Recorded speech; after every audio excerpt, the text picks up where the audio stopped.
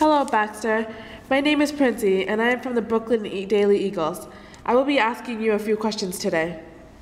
Okay. Hi, nice to meet you, Princey. First, I would like to ask, what opinions do you have towards African American slaves?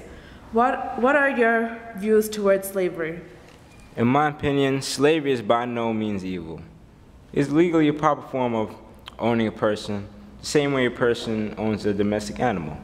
As a slave owner myself, I own slaves for an investment and for the benefit they bring to my farming and my family and my life. Do you treat your slaves decently? Yes, I believe I do treat my slaves decently.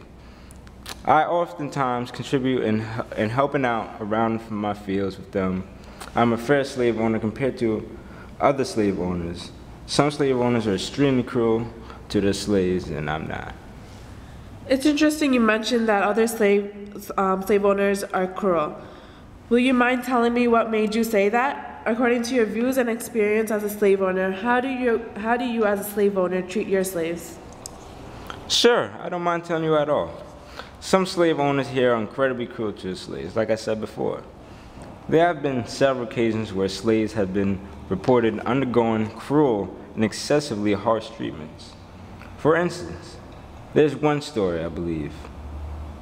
There was a slave by the name of Betty, who was brutally mistreated by her slave owners, Amos Broad and his wife.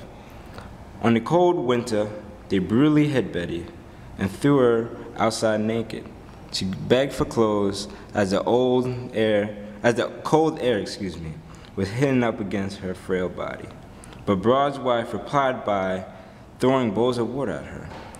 To release more anger, Broad's wife violated Betty's child, who was fairly young at the time. She scraped the child's head on a carpet, on one occasion perhaps because she thought the baby's father was her husband. On another occasion, she kicked the baby out on the snow and then repeatedly knocked the child on the ground. Adding to that, Broad, the husband, held the infant by the ear while his wife threw a knife at it, creating severe bleeding. As a result of such bad abuse, when the child was 16, she was already crippled.